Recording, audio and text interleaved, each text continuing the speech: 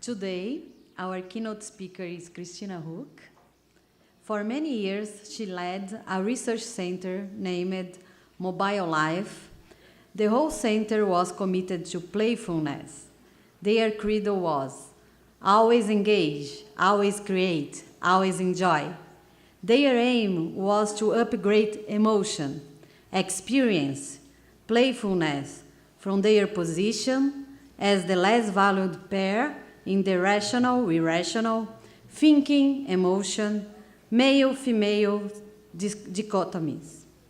During those years, she formed an agenda she named Soma Design, based on the pragmatism philosophy and in particular the notion of Somaesthetics.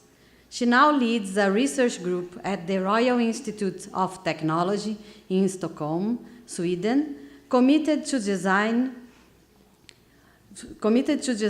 with our bodies in an ethically defensible manner. Welcome, Kristina. Thank you. Thank you. So, yes. Maybe I should keep my voice down, huh? So I'm super happy to be here, and we'll see what you say. I think it was super interesting that Victoria's talk yesterday also had a lot of ethical worries about our future. My talk also has that, but from a completely different starting point, perhaps ending up in the same end point, but still. So my name is Kristina Höök, actually, but Höök is fine. And as was said, I work in Stockholm in Sweden. What I'm going to talk about is how to design with your whole body, how to involve yourself emotionally, bodily, socially, in all ways you can, in order to design something that goes a little bit beyond the glass screen and instead engages with the whole self. And so the way I like to introduce this is, rather than talking about it, let's do it. So what if you sit up, everyone, properly in your chair, and you put both your feet on the floor, and you can do a little, oh, it's nice to be here, huh? And then you can just put your arms on your legs and let them just rest there, nothing special. And then let's close our eyes and turn a little bit inwards. And we're going to do a small design exercise together. So as you close your eyes now, let us start by just landing here in this room, which is a bit chilly, isn't it? And we'll start by doing a body scan. So if you start by turning to your feet and thinking a little bit about your feet, where are they today? How are they resting on the floor? Are they heavy or light? If you turn your attention to your right foot, where is that today? In which way is it pointing? Forward, to the left, to the right? Now turn your attention to your left foot. Where is that today? How is it pointing? Is it pointing forward, or to the left, or to the right? Now, if you compare your both feet, are they the same or are they different? Now move your attention upwards to your calves. How are they today? Any tensions? Or are they soft and relaxed? Your right calf, where is that today? And your left calf? Are they the same or are they different? So move upwards to your knees, to your right knee. Where is that? Is it in front of your foot or behind your foot, to the left or to the right? And your left knee, where is that today? in front of your foot or behind, or where is it? Are they the same or different? Now turn to your thighs. How are they resting on the chair? Your right thigh, your left thigh. Equally heavy or different? Now turn to your sitting bones, and if you can't feel your sitting bones, then move just a few millimeters to the right and a few millimeters to the left. Can you feel your sitting bones? Now as you're moving, again a little bit to the right and a little bit to the left. In fact, your chair is going to be a shape-changing chair. It's going to follow you. So as you move a little bit to the right, it raises on the left-hand side. And as you move to the left, it changes its shape in the other direction. If you move a little bit forward, it follows you. And a little bit backwards. Now your chair is soft.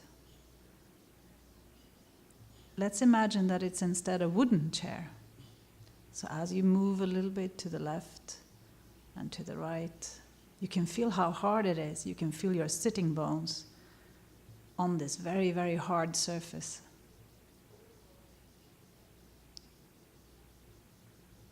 And now actually it changed again. It's a fur surface. It's really, really soft.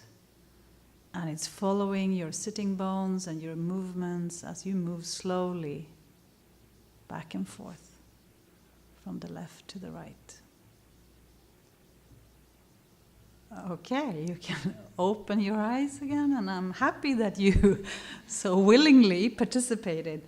So this is a shorthand, super shorthand version of what it means to try to turn your attention to what you're really experiencing, and then trying to imagine what a design could be. In this case, a shape-changing chair. What could that be?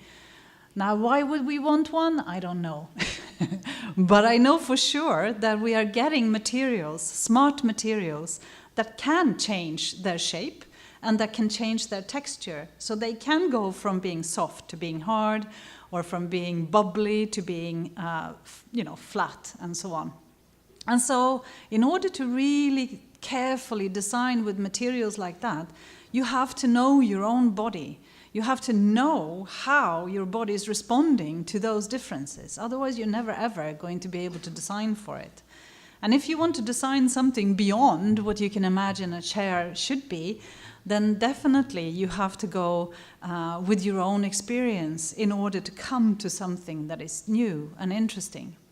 So we did some work like this as part of the Mobile Life Center that was mentioned before. So we were working together with IKEA. You all know IKEA, right? Yes. Swedish company. So working with IKEA, of course, what you want to do is interactive furniture, right? So that it becomes something that they can sell in their stores. And what we did was we decided to start with doing a lot of different body practices. So we were doing, yoga and qigong. Anybody done qigong? No? Okay, you have stuff to discover still. We did contact improvisation dance, when you're moving together with someone else without a choreography. We did all sorts of stuff, but in the end, we fell in love with a particular body practice called Feldenkrais. Anybody's tried Feldenkrais? No? Again, you have stuff to still discover about yourself and the potential to have fun and be playful with yourself. Feldenkrais is really a very simple practice. It's just reminding you about the many different ways you can move. So I can do a super short exercise with you. Usually this takes half an hour, but I'll do it in just a few minutes to give you a feeling for what it is. It's not magical, not spiritual, nothing. It's just very, very simple. So we start by looking over our shoulders. You can look over your right shoulder, for example, and try to remember what you can see. And then turn back to me. Now, instead of turning your head, what if you start with your shoulder and then you let your head follow? Now, what can you see now? And then turn back to me, and then start by pushing back your hip bone on the chair. Then let your shoulder follow, and then let your head follow as well. What can you see now? More, right? So, not very magical, not very strange. It's just like, yeah, you can actually turn your head in at least 3 different ways. You can do this, which might be painful, or you can do this, or you can turn with your whole half side. So why would you want to remind yourself of this? Well, if you want to drive your car, even though you're old and you have neck problems, then this is a way to do that, right? Without necessarily turning your neck. So, Feldenkrais exercises are super simple. They're just about reminding you the many, many different ways you can move, and reminding you that maybe you got stuck in a particular pattern that harms your body, or that is boring. Like, for example, when you walk, most of us have one particular way of walking, and we stopped skipping. You know what skipping is? Not many of us do that anymore. All the kids do, right? And some of you might even have forgotten how to skip, which is a really sad thing, isn't it? Because skipping is fun. And so this is what Feldenkrais is about. The theory behind it, I don't care so much for, but because it's not necessarily a proven body practice, the idea is that by reminding your nervous system about all the alternative ways of moving, you can sort of activate your brain system and your ways of moving. But I don't care so much about that as the fact that these exercises are a lot of fun. I enjoy doing them. And so I'm going to show you one of the lessons, one of my favorite lessons, and this is one that we did this, and we still do it in the office regularly, at least once a week, often several times a week, these lessons. And so this is one of my favorite ones. So I downloaded this video from the internet, so it's not mine, and it has a lovely baby, and babies always work in talks. So.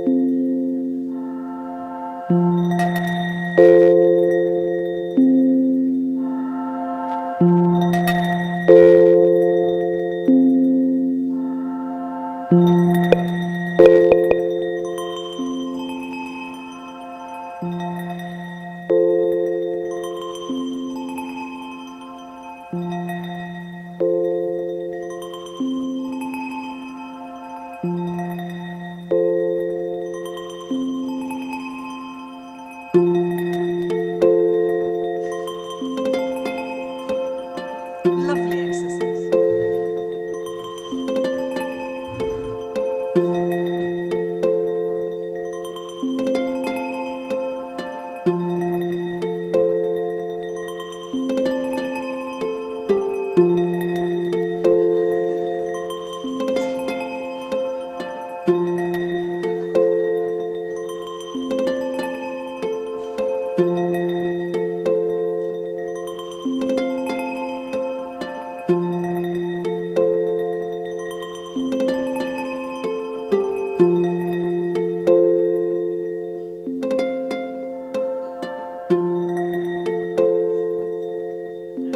It's hard work, huh?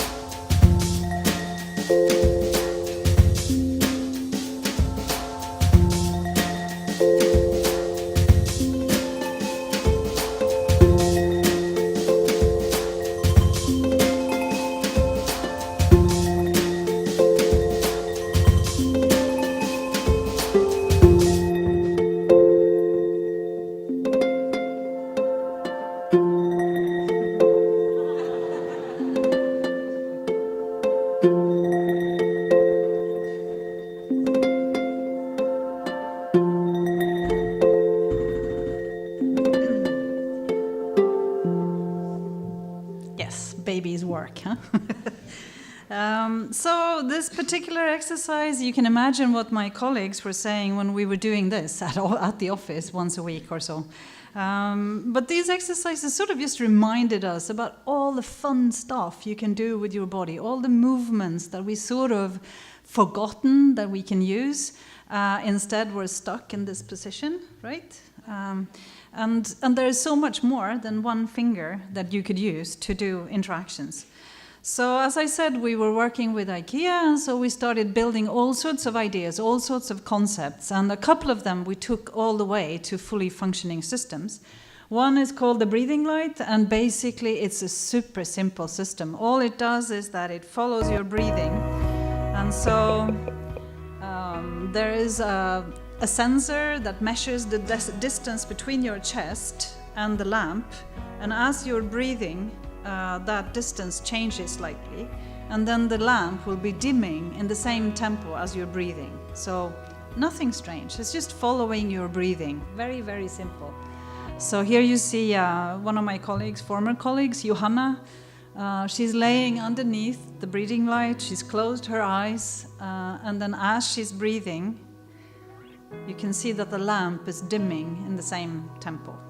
Super simple. Took us a while to get the dimming right, because if it doesn't dim in the right tempo, then you get very confused, like so. Underneath that, we put a mat. You can use these separately or you can use them together, but the mat underneath you is again not very complicated technically. What it does is that it heats up. So it does like the body scan we were just doing, but then it heats up underneath the body part that you're supposed to focus on. And so what we can do with this one is also we can help you turn your attention deeper into certain movements that you can do. Super lovely. Maybe this one works better in Sweden, where it's pretty cold, than it would do here. I don't know, and though in this room it would be nice for sure. A third one we thought it was obviously going to be useful, but actually it doesn't really work the way we wanted it. So the first version is the one that doesn't work. So basically we took the same mat and then we put pressure sensors in there. And so as you're moving, what the mat is doing is generating visual, beautiful pictures in the ceiling above you. So here again you see my colleague Johanna. She is moving with her shoulders, and as her shoulders are moving, you can see that there is an animation in the ceiling above her that she can look at and control. Okay, so why is it that this one didn't work? Well, what we wanted to do was designing for a better awareness of yourself, more enjoyment of your own body. And what happens when you externalize something like this is that you start controlling the animation rather than turning inwards and listening to your own body, which is fine, you know, it's fun and people loved it, but it wasn't what we were trying to do. So we redesigned this one and instead put 3D sounds around it. So you could close your eyes and then you could listen to the sounds as you were doing these super small movements. And if you were able to do them in a very harmonious and tiny and very, very slow way, then the soundscape was beautiful. As soon as you started moving like a bit too fast and a bit too jerky, then the soundscape also became jerky. That worked much better. Okay, so these systems we put into people's homes, and I don't really like to talk about user evaluation because I think the design process itself is evidence enough.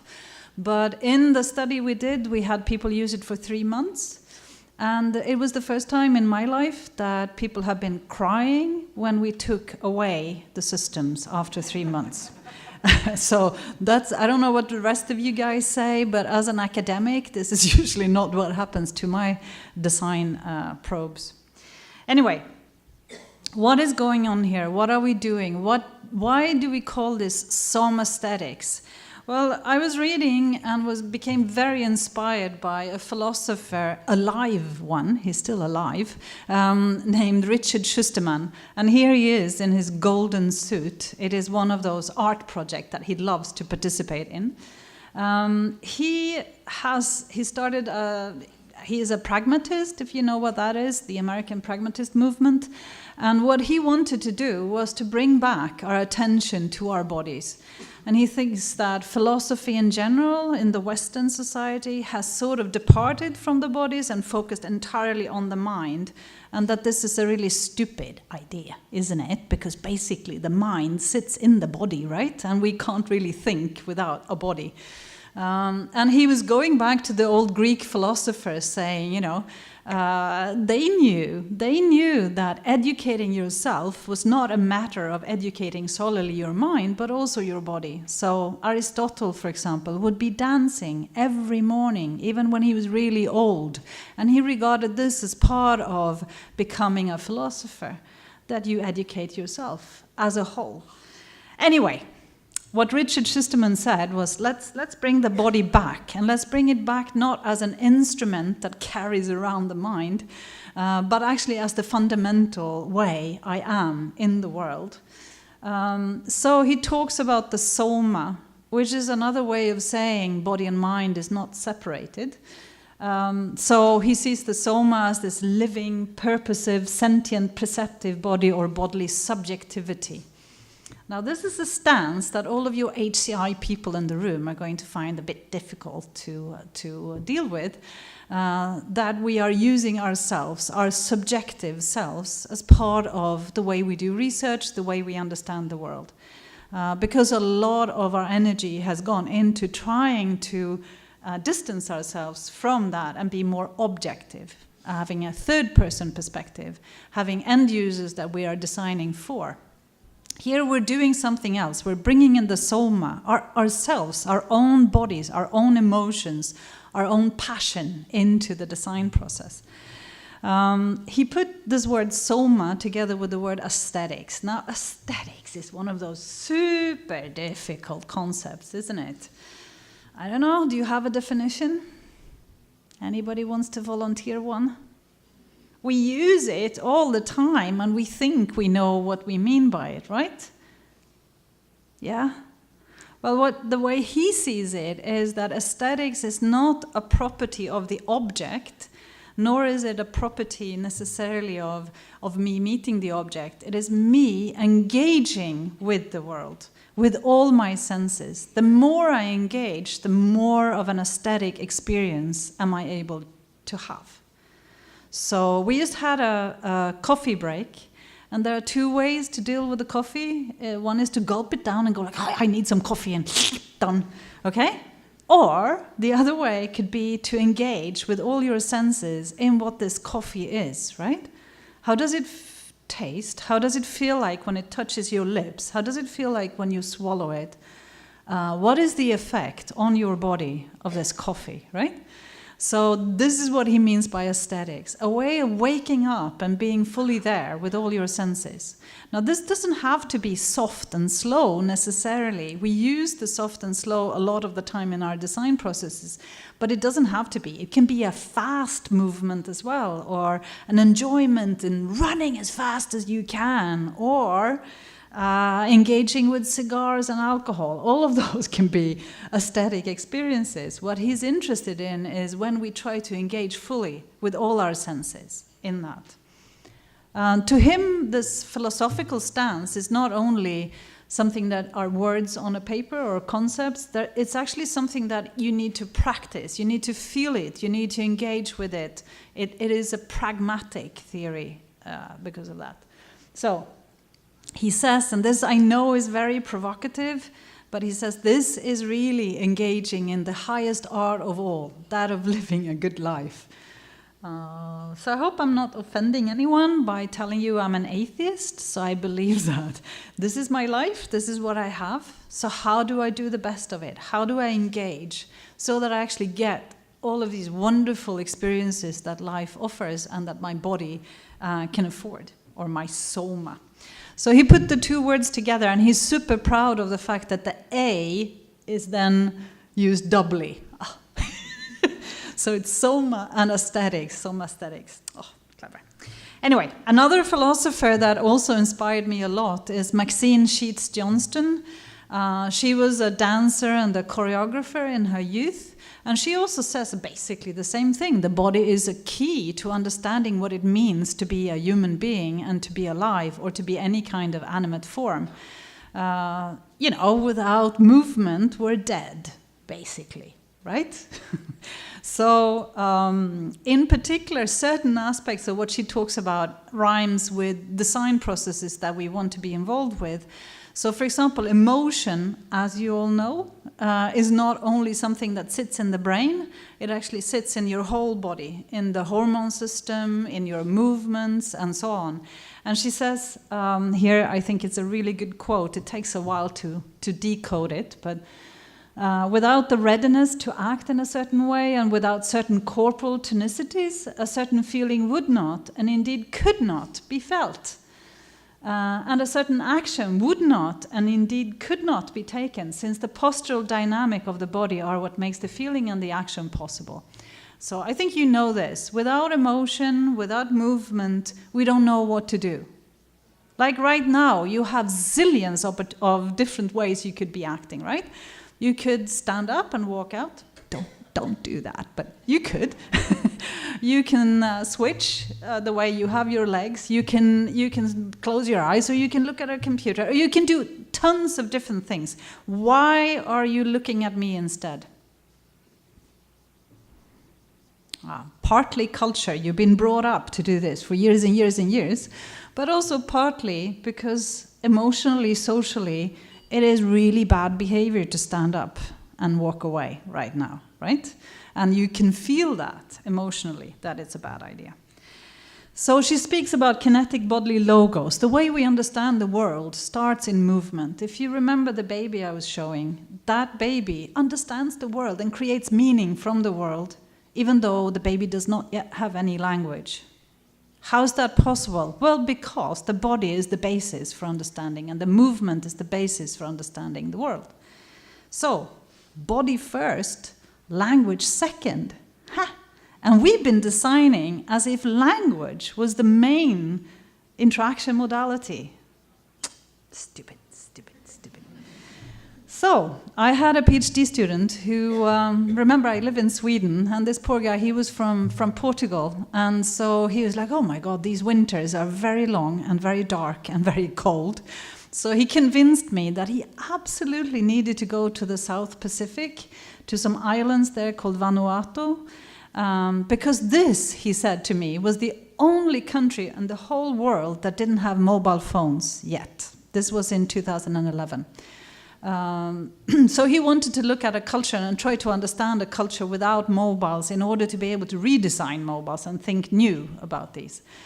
The problem was that on the very day he arrived in one of these islands that was supposed not to have any mobiles, that was the day when they got mobiles. So instead of studying this pristine culture without mobiles, which was a stupid idea in the first place, as most people already knew what mobiles were and really badly wanted one, right? So instead of doing that, he got to study a culture that got mobiles for the first time, a culture of change. And so what happened was they changed everything. In the way they socialized, in the way they cheated on their wives, in the way that they decided when and where to have their beer together, and so on and so on. All of this changed with the advent of these mobiles. But also their bodily behaviors. So they live on islands and they do a lot of fishing and climbing in trees and so on, and the nature is kind of harsh. And so when you're in a boat and you have a mobile dangling in a string around your neck, and you lean over into the water to pick something up, the mobile goes into the water and bzzt, it's gone, right? Or you're climbing a tree and the mobile hits the tree and bzzt, it's gone. And this was the most expensive possession that they had. The other only personal item they had was a bush knife. And so this was problematic. So they had to change their whole movement behaviors, become more rigid, remember not to run into the water with a mobile dangling in a string. So there was this, he saw, for example, they were out hiking and one of the guys had his mobile in one hand and then he fell on some cliffs and he took the whole impact on his chest, like boom, And then he stood up, super happy, despite the pain, and was like, "Oh, my mobile! It's still okay. This is lovely." So I think we've forgotten, and some of you in this room probably never have lived without mobiles. But you know, mobiles have changed you. And if I ask you right now, where's your mobile? You all know where it is, right? You all like, I know where it is. And you could see me before worrying about the glass of water, where I'm like, oh, that glass of water cannot be close to my computer for sure. So we all have these worries, and it's taking up bodily space. It's changing our ways of moving a lot. I don't know if you have any pain, not the young ones, the older ones in the room. Have you got pain in your fingers, in your arms, in your shoulders? Yeah. So, I think disentangling that reminds us about how the importance of what technology has done to the way we move. As one example, there are many examples. And so, I think we have this wave of aggression and racism and populism and so on, and not all of it is our fault as engineers and designers. But there is part of the blame to be taken by us, from the social media solutions we've designed to the way globalism has been enabled by the technologies we provide for people. And I think a lot of these technologies have also distanced ourselves from ourselves and from other people in a very sort of physical, bodily way. And so while I don't think necessarily the design can change the world in every sense and really remedy all these problems, I still think we need to take our responsibility in changing our design processes and creating better technologies for the whole Soma.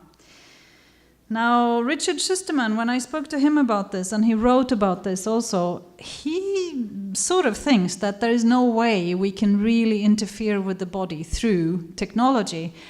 He says that no technological invention of virtual reality will negate the body's centrality as the focus of affective perceptual experience through which we experience and engage the world.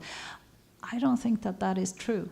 I think actually technologies do change the centrality of the body and emotion and the way we understand the world. Just the fact that some of you have glasses on, and clothes on, and your mobile nearby and so on, has changed you and the way you understand the world and the way you are in the world. If we took away these things from you, you would not behave the same, and you would not experience the world in the same way. But he's also sort of encouraging us to cultivate better skills of body consciousness in order to design better. And so, yeah, makes sense to me. So, apart from the design I already showed you, the Soma mat and the breathing light that we did together with IKEA, what kind of designs am I talking about? Well, I think any sort of design, but let me give you some examples.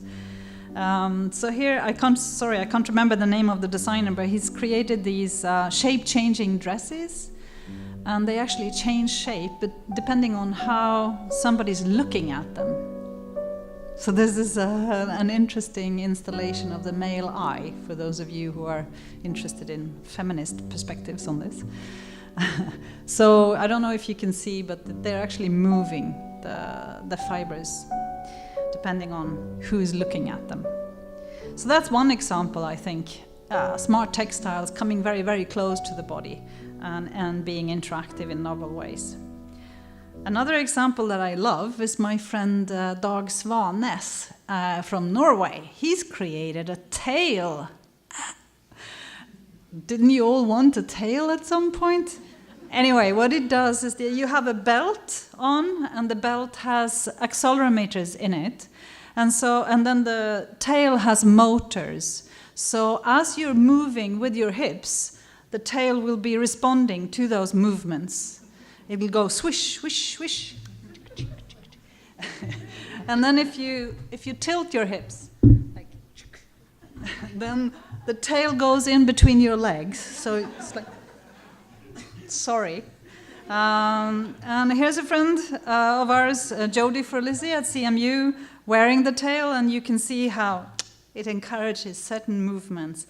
I tried it, and it's lovely. And when you take it off, it's like you lost your tail.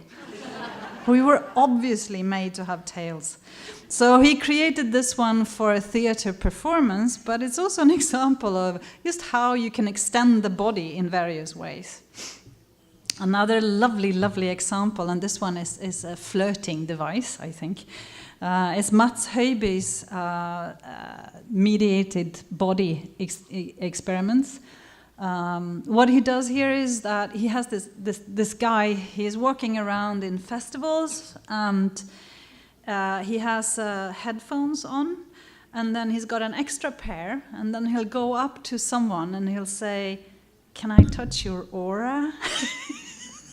And then he puts on these headphones on this other person, and then it's a theremin. You know a theremin? When you're playing in thin air? But this one only works if you touch the skin of the other person. So as you're touching the skin of the other person, a soundscape is generated. So it's a bare skin interaction device. Lovely, lovely. So I'm being a bit silly, but there are of course also very sort of everyday objects, like for example, if you want to have a remote control. In this case, this is work from Eindhoven by Miguel Bruns and one of his students. So she created this haptic music control device. What you can't see in the video is, of course, the haptic feedback that it gives, because you can only feel that in your hands. But basically you can touch, you can scratch, you can move the little button on top in order to control the music. So it's a remote control. It's just one of those, yet another remote control, but it's a lovely one.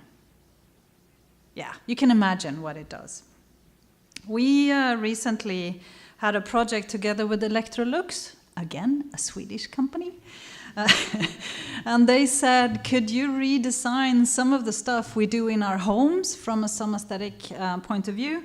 So, you know, cleaning, hoovering, doing your laundry, all of those things. What could we do? So one of the groups of students did this thing where they put thermochromatic color on top of your sink. And as you're cleaning the sink, you're basically painting it, because then it becomes a little bit wet and a little bit warm, and so the color changes. So as you're moving your arm to clean the sink, you're creating an interactive installation of sorts. So there are zillions of other examples, but these were some of the ones that I think are interesting. I didn't take any examples of the biofeedback loops, but the extended lived body is this tail, for example. The bare skin connection, I think, is super interesting. Our work perhaps could be framed as turning inwards with the Somaesthetic appreciation as an aim. The biofeedback loops is where you're using your body data as a feedback in your interaction, like with the breathing. The touch, Somaesthetic touch, is about using your hand and your touch as an interaction. So, how, then, do you do this? I was saying before, a bit provocatively, that it's slightly different from how I've been brought up to do design work. So I had to articulate some of the changes in values and approaches in some form. And I decided to do it as a manifesto. I don't know. What do you think about manifestos? I like them. Right now. I don't know what they are, but they're interesting, I think. So this is our manifesto for Soma design. So first of all, we design for living better lives, not for dying. So what do I mean by that? I think a lot of the time we're obsessed by the idea that we should be designing for efficiency. And I'm not saying that efficiency is not important, of course it is. But once we are efficient, what do we do with the time left over? And while being efficient, couldn't we also be enjoying it? Or is it the case that all of these benefits, all the good stuff, comes when we die? I don't want to design for that. I don't want to save minutes for people solely so that they can do something else later. I want the interaction itself to be enjoyable and to be meaningful. So, Designing for living better lives. And for those of you who know your philosophy, this is the difference between Plato and Aristotle, right? Plato was talking about the idea world and what comes after, while Aristotle said, let's live here and now, and let's try to deepen our understanding of what we're doing here and now. We design for moving the passions in others and also in ourselves. Again, a bit provocative, but if you're going to design for an experience, you need to be able to have that experience yourself. It seems pretty obvious when I say it, but I think we've forgotten that. We need to feel these passions ourselves as we're designing.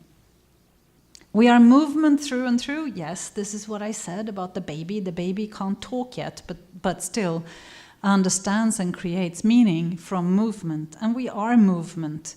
We cannot continue to design as if movement is not the basis for where we are.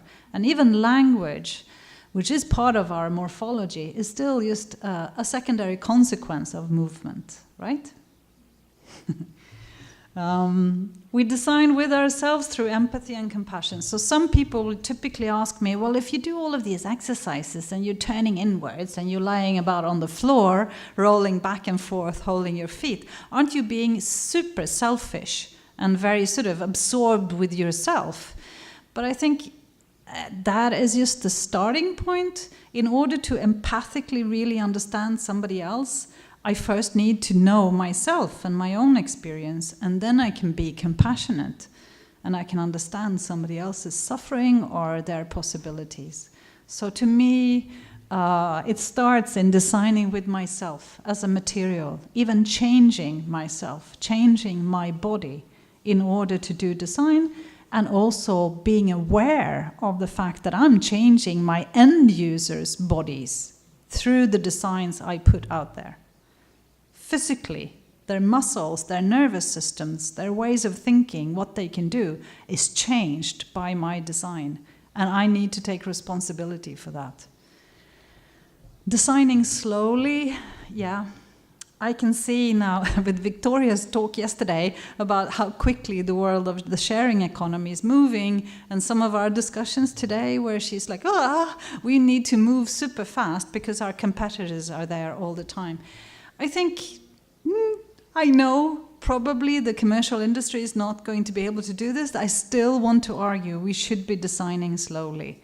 If we are going to profoundly do something important with all of these possibilities and all of this research funding and all of this commercial money that we have, that we know is reaching everybody on the globe, even people in Vanuatu using shitty mobiles, changing their lives profoundly, then we need to design slowly, or rather thoughtfully. And we need to cultivate our aesthetic appreciation and disrupting. I'll talk a little bit about those two last ones and just show you some examples of how we do that. So, how do you cultivate your aesthetic sensitivity? What we've been doing is this, right? We've been slow walking in the forest behind KTH. We've been doing trampolines, jumping on trampolines. It was lovely. I didn't do this one, hanging upside down. That was not my thing, but one of I make my PhD students do these things. Contact improvisation dance. Anybody done that? One?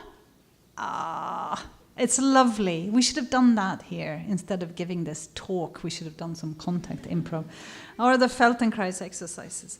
What we do in order to deepen our understanding of what we're doing is that we try to fill in or document what we feel before doing an exercise and what we feel afterwards. So this is me before something and then after. So you can see I was fairly soft and happy, bubbly. Cold feet, yeah, again, this is Sweden. And then after the exercise, I had this feeling that, actually, I was very loop-sided. And through the exercise, I was able to correct myself and become more symmetrical again. I don't know what you were feeling when I was asking you to compare your knees and your legs. Were you symmetrical or asymmetrical? Yes, yeah. So I'm not saying that there is anything wrong with being asymmetrical, but it's interesting to be symmetrical on and off.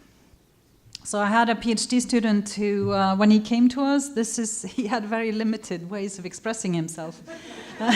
And then step by step, you can see more and more details coming out of these exercises. So increasing your own body awareness and your awareness of your own emotional experiences is a basis for this. And doing these exercises together also allows for compassion and understanding of the fact that we are very, very different. So any user studies that tries to average what people experience or does these stupid things about, yeah, if you do a haptic vibration here, you can feel it here. It's like, I don't give a shit. We have such different bodies and our experiences are so different. And there's no way you can design for old bodies, young bodies, able bodies, disabled bodies, and so on without recognizing these different differences. Okay. You can also explicitly, of course, engage in interpersonal movements. So here is actually, this was a photo originally of me and Richard Schusterman, that philosopher, and we were spooning together. And he put his arm on my rib cage in order to feel my breathing. And through his arm, I could, of course, also feel his breathing, right? So we could synchronize our breathing. And you know, this is super cool. If you're quarreling with your partner, try to synchronize your breathing and then try to slow it down. That helps. Anyway, so this is what we were doing together. Of course, I got so nervous, so I stopped breathing.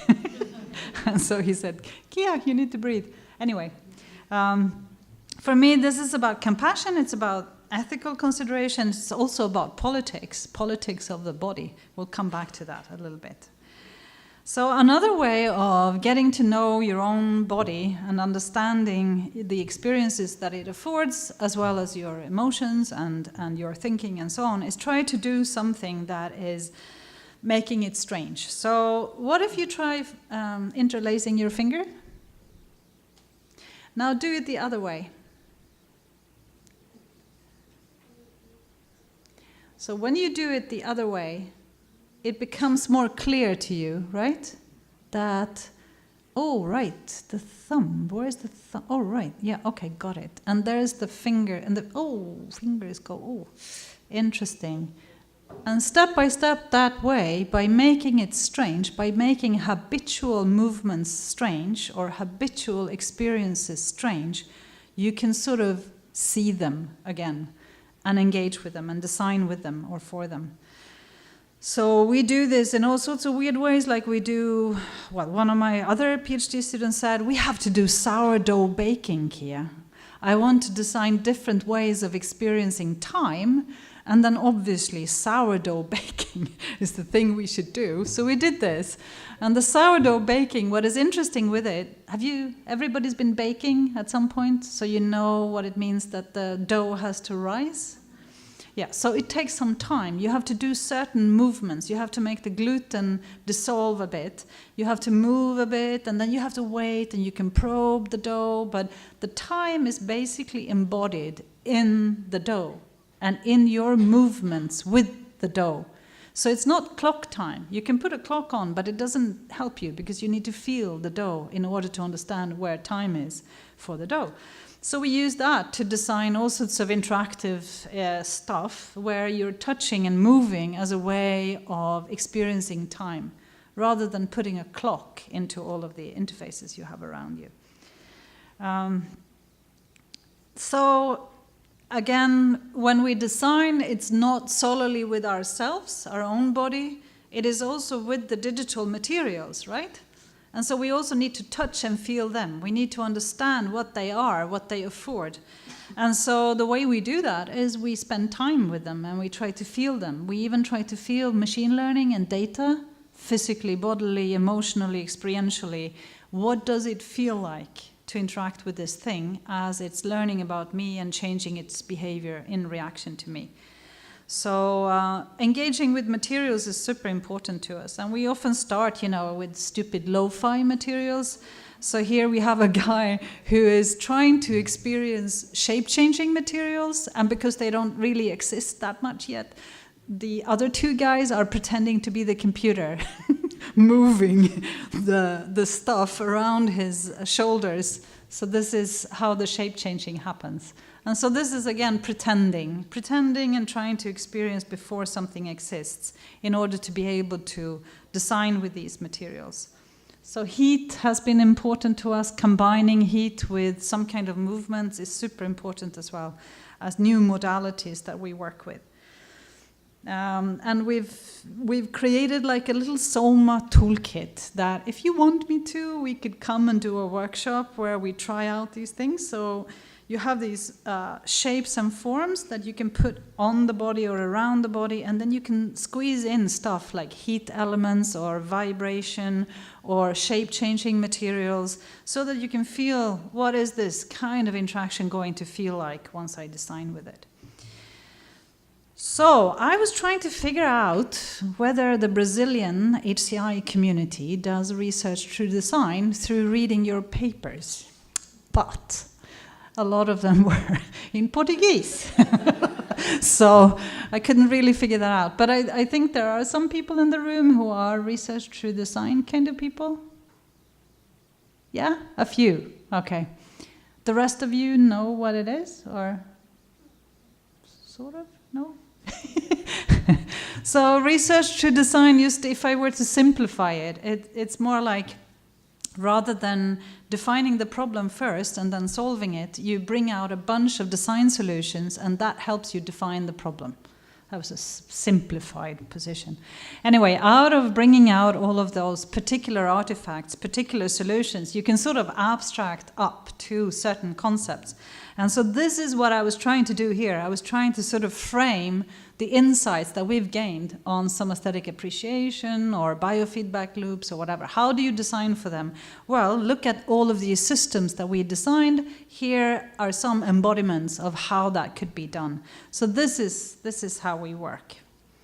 Okay, before I end my talk, I want to talk a little bit about politics. As Victoria did, I also want to talk a little bit more about politics. So, I said before that aesthetics is a really, really difficult concept, and it doesn't get easier as you read more of what philosophers say about it. So again, with Richard Schusterman, he says about aesthetics that we trivialize it. We sort of assume that it's prettiness or appearance or surface. And I think this is the most common reply I get when I ask my students what is aesthetics. They'll say, well, it's beauty. And then you go like, well, do you think a computer game can have beauty? And they say, well, a computer game can have aesthetics that is not necessarily beautiful, but still engaging, right? So aesthetics goes beyond beauty, whatever that is. And he thinks that somaesthetics is really a praxis that addresses some of philosophers' most central aims: knowledge, self-knowledge, right action, happiness, and justice. Now, for me, this is super important because ethics, to me, goes beyond being sort of practical concerns around technology. It's also embodied in the technologies that we build. And if it's true that aesthetics is about these things, knowledge, self-knowledge, right action, happiness, and justice, then we need to be really, really careful about how we design technologies. So if we overemphasize this language symbolic self, we might be distancing ourselves from our own bodily realities. And we know we have this epidemic spread of stress issues, right? How many of you guys have had stress issues? Have you been perhaps working a bit too much by your computer? Yeah. And trying to be efficient and not finding an outlet for all of those tensions that build out. Yeah. So I think, yeah, an overemphasis on language and symbolic self is not a good thing. Objectifying bodies is another thing that I think we do quite a lot. We sort of put numbers to the body. So how many steps have you walked today? 10,000 steps. And how's your heartbeat today? And how's your, whatnot. All of these things we can measure, and so we can put a number to you, and then we can tell you how to trim your body to keep it perfect. This machinery to keep it perfect. but maybe those 10,000 steps were awful. Or you were working like crazy in the garden, but it didn't generate any steps. But you feel good about yourself. Should you still be sort of out walking in the evening? I don't know. You know, I think we need to think about this differently. And if we think about ourselves as starting in movement and body and emotion, then measuring is just one slightly too simplistic way of addressing that, I think. Yeah. And what are we measuring anyway? You know, 10,000 steps, what is that? Or heart rate, what is that? I don't know. So as I think technologies change us and change our bodies, then again, we need to think about this carefully. So maybe it makes slightly more sense now, the manifesto thingy, maybe? Okay. So I'll just end by saying again what I mean by Soma design. To me, it is a process, a particular design stance, including me and the end user, whom I also consider to be a designer, as they will pick up technologies and use them in ways that make sense to them. So Soma design allows us to examine and improve on connections among sensation, feeling, emotion, and subjective understanding and values. This is George Kutt who says this. But it also concerns the orchestration of the whole, emptying materials of all their potential and thereby providing fertile grounds for meaning-making. So I promised my publisher, Doug Siri at MIT Press, that I would tell you that I have a book on Soma design coming out. And it was supposed to come September, but it's actually now in October. So if you want to read more, but most of all, perhaps do more Soma design, then have a look and then do some workshops based on that. The photo is of one of my granddaughters, Alma. She's doing yoga, and she'll do these things, you know, where she's just like, yeah, Granny, let's do some yoga. And then, whoop, down she goes, one leg up, and I'm like, oh my God.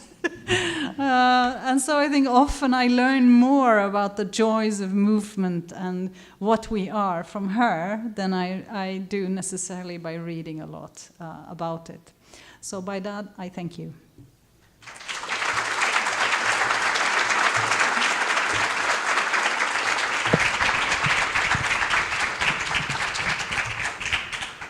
Thank you, Kristina. Any question?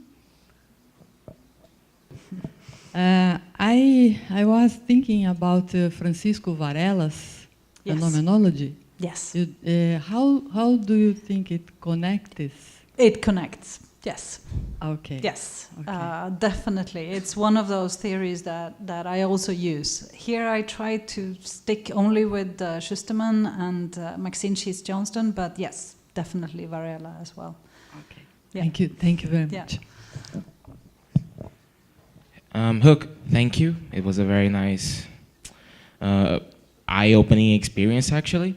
And a lot of things about HIC, especially for us in here, especially right now if there's HIC in particular, is accessibility. And that is a really good advice to put yourself in the place of the other person, the one who can see, the one who can feel, the one who can understand the world as you do. And I was just wondering, how does Soma design help with accessibility, or at least to understand and include other people? Because it seems like such a fun thing, and how can I make it for everyone? Yeah. So I think that for me, there's no way I could be designing for somebody with a disability if I first of all didn't understand my own abilities, and then engaged with what is different. And I think these processes lead to that kind of empathy, that kind of understanding on a very fundamental, perceptual, intercorporal level. So I'm using concepts here from Merleau-Ponty as well as Wittgenstein on how we are in the world and perceive the world together with other people, how we mirror ourselves in other people. And so this is where I think connecting this to the old Scandinavian tradition of participatory design, that is including people that you are designing with or for, in your design processes in order to create for that intercorporal understanding, I think is super important. So, of course, you can do stupid things like walking around blindfolded or you know, tying up one leg or whatever. But I also think it gives you some kind of an understanding, but a different understanding is really being in the design process together, feeling these things together, expressing them, articulating them in various forms, not only words, but other forms together, I think is super important. Thank you, Victoria, and thank you, Kristina. That was a wonderful talk. I am really very impressed and really moved by this idea that we should go back to feeling and creating some sort of an ethics of work around the way we feel, around the way we understand our bodies, and around the way our bodies relate to the world and therefore to other people as well.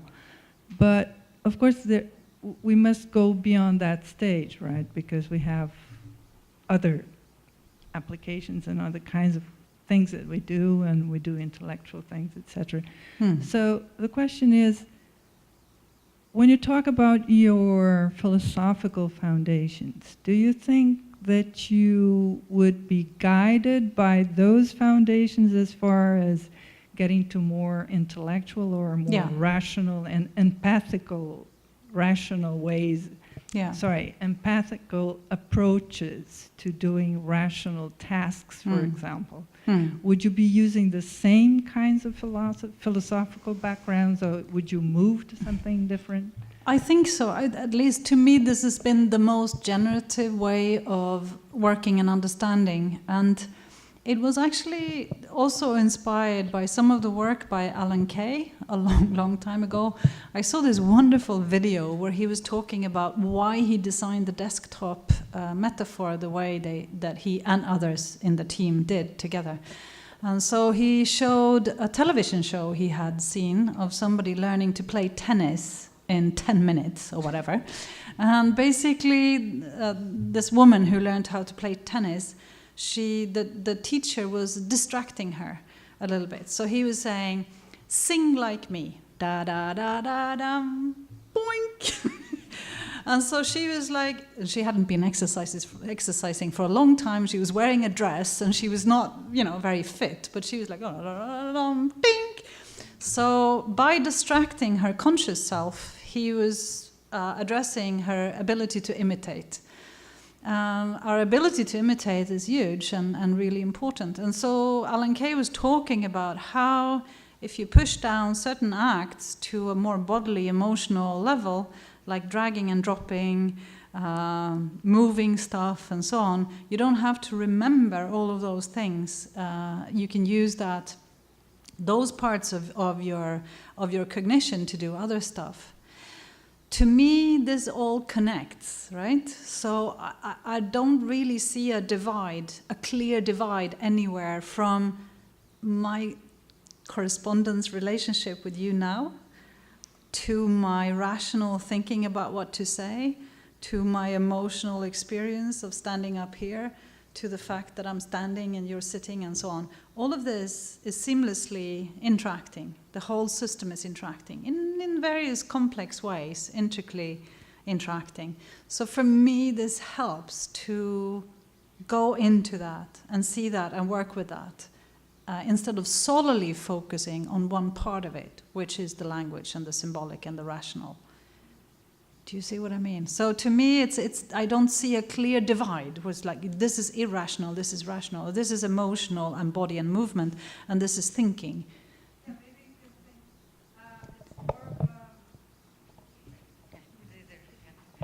think, it's just that as you get to more rational tasks, I think, that the computer mediation, somehow the artifact provides you with a different language. So it's a different language that you have to offload part of your task, right? So it's interesting. There is one approach to sort of forget about computers, right? So the computer is just, something that I have to use. Yeah. The other thing is the computer is some valuable artifact that I am deliberately using to mediate the experience. So that's a different approach. And language would be like a first-class citizen in this case. So, lately, I've been reading up on post-phenomenology. I don't know if you've read any post-phenomenology, but basically this whole position we're putting ourselves into with the user-centered perspective, that the user is in the center and that the computer is there to support us in our tasks. It's not entirely true anymore for all of the different ways computers come into our lives. So we might have an alternative relationship where the computer is acting more like an agent on its own, and then it talks to you occasionally in a very sort of language-oriented way, perhaps. We can have a background relationship to technology where it's listening to us, not interfering, only popping up every now and then with some suggestions and so on. So there are many different relationships, and I think as I was working with Internet of Things and trying to shift away from screens into something else, it became sort of natural to take this path. But as I was doing so, I also felt that it was important even to the most rational situations where language is the core for my interaction. Maybe. Yeah. Some more work needed. I'm thinking maybe on my side too. Thank you. Yeah, let's work on it. Okay, so I've had a long time to cogitate on a question. Yes. I have to come up with something deep and pithy since you asked me some great questions yesterday. Your manifesto, your design manifesto, and item 5, we design slowly. First of all, I started thinking about this slowly, and you drew a contrast with how it is for me at Lift. Yes, and sorry. Actually what I'm going to say is, first of all, I started thinking this is very interesting, because you then talked about design research, where you kind of design quickly and then see what happens to it. Designing is part of the process of learning. Yeah. And actually, that's very similar to what happens when you're in, a company that's rapidly trying to, innovate and improve on what it's producing, except that what we produce has to work in the real world. It has to have, a lot of features that you wouldn't put into a design research prototype. We can't have two people running on either side doing a Wizard of Oz experiment with every user, so it just has to work on its own. So there's something, and then I started thinking, well, that's the context, right? So, the manifesto you're talking about, because there was something I had a feeling about through the talk, which was, this feels really Scandinavian. It's very, it's very thoughtful, and it's very kind of kind, and it's very philosophical, and I've been in Europe, I've been a European, and I've been in academia, and I've also been in America, and I've been in corporations, and now I'm in a startup, and it always feels different, like what we do, what are we talking about, what is the context where we're designing in, but we often don't surface that. So when you say, Soma Design Manifesto, who's we and where are we, and does that need to be brought out more? Because if you were not, if you say were here in Brazil or if you were in Africa, would you be thinking about different things? Would the aesthetic be different? Would the considerations, would the resources that you could use be different? These are all like things that they're there in the background, this is Scandinavia and this is a Scandinavian context, but what do you think about, sort of like the, I guess the cultural and the, resource availability and the conditions that you're under, how big of an impact those are really having behind the scenes here? Yeah. No, I think you're right. And as you know, Scandinavia had the whole idea of participatory design was a very political movement. It was about giving workers rights to design their own tools that they had to use at work. So it was a co-determination law that was behind all of that movement. So highly political. It's about power and who's got power.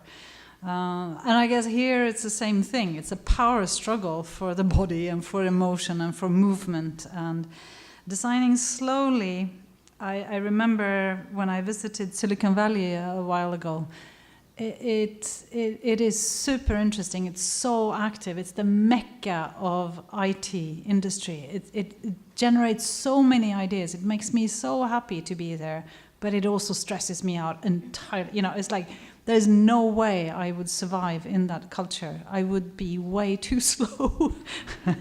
And sometimes it also feels like this is not good for the industry. And some of the values that this kind of technology spreads then all over the world is not necessarily doing good. So yes, I agree. Culture is very, very important, and the surroundings are very important. But that it's not commercial, that it couldn't be commercial, I think I disagree. I think, you know, right now all these companies are turning to us, like IKEA and Electrolux and Adidas, oddly enough, and Volkswagen and whatnot. And I think it is about this thing that there has to be care put into how we design digital interactions once they move out into the world, into our homes, our cars, everywhere. I wasn't really trying to get at whether it's commercial or not. I'm just saying there's a lot of hidden assumptions about these different contexts that affect how things happen. Actually, I think there's some convergent evolution in a way, because, you know, there's this philosophy like fail fast or, you know, sort of like iterative design. And we do a lot of iteration, you know, and there's actually, you don't see a lot of what goes on inside, where there are people doing little experiments and whimsical designs and trying things out on paper and post-it notes all over the place. And I mean, but you never see that on the outside. It all just seems to be this, you know, that's it, it's a finished design. But there's always a works in progress going on internally, but something just has to be turfed out all the time. And so there's a lot of pressure, you know, that we need to get this done, but we also do some things like that, but probably at, you know, super high speed. So I guess, and I'm not saying that we don't use outside companies to bring in ideas and work with people who are semi-academics and all the rest of it. So it's, I'm not making a distinction. I'm not saying this is not commercial. No. I'm just saying it's a different context than you'd be in at, say, a place like Lift. Yeah, it is. And I don't know. I'm just worried about it. I'm worried about that way of working for myself, as I've gone through a period of leading a huge, big research center, and got a lot of stress from delivering, working with many people, 90 people, you know. So going from that to sort of saying, no, look, this is my life. This is my life. This is what I'm doing. And I want to be proud and honest of the designs that I produce. And if I produce fewer and slower, more thoughtful, then that's what it's going to be. And of course it's easy for me to say that. I'm a professor, I'm well established, I have a salary, I work in Sweden where we have really good benefits. Nobody's going to fire me if I slow down. It's worse for my PhD students, I guess, and others living in that kind of society. But yeah, I think I am a bit of a counter-reaction to the way you work at Lift. Sorry. Can we... it's okay? Okay. Good. Just one question. If you would have to choose between physical sensation and emotion, would you say that one aspect is more important than the other? I mean, one of those is the main focus of this work, or are they inherently connected and equally important? Emotion and physical sensation. So I don't see how you can separate them, basically. Okay. So we could do an experiment here. No, I'm not going to force you to do anything more. But if we were to change this room so that we would lower the lights, put on some music, and do some dancing, and you would move, that would change your emotion and your experience, and also your way of relating to the others. And we saw this yesterday evening. Just with some music and with some movement, everybody is like happy, looking in a different way and moving in a different way. And we know that tensed inwards movements generate those kinds of experiences. Upwards rising, open, energetic movement can generate other. There is a very strong generative as well as experiential loop in between these. Movement, emotion, experience, and thinking. You know, the stupid experiment with putting a pen in your mouth so that you have to smile makes you happy. Stupid, stupid, stupid. But, you know, that there is this very, very strong, because the nervous system is connecting all of this. It's not the same processes. There are different organs and different parts of your brain and different ways of being, but it's not unconnected. They're strongly connected. I have one question. It's more about the collaborative process. If you have like a collaborative process with your students, Yeah. because you said, I have this, that was a PhD student that did, I have this. So how does it work when you have to do Soma design in a collaborative way? Yeah. So first of all, I don't think that hierarchies are helping academia at all. I think hierarchies are shitty inventions by macho organizations that we should not care about. So I think in a design process, I want to be one of the designers, not the professor in the room. But in order to achieve that, I first need to break down the ways we interact. And so we actually recently wrote a paper that might get accepted, who knows, about the emotion work involved in doing experiential design. And how, for example, when I do contact improv with my youngest PhD student, how this can be problematic until we figure out that, yes, in this situation, we're working together, and my ideas are no better than yours. My experiences are no better than yours. We're working together in this situation. So, yeah, it is not easy, but I think you need to do that if you're going to get anywhere. And then I make my PhD students hang upside down because they're basically younger than me. And my hips can't take that kind of movement anymore. So, yeah. Any other question?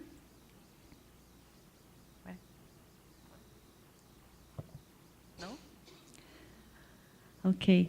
We thank you so much. It was lovely. Thank you very much. Inspiring. Thank you. Okay, thank you.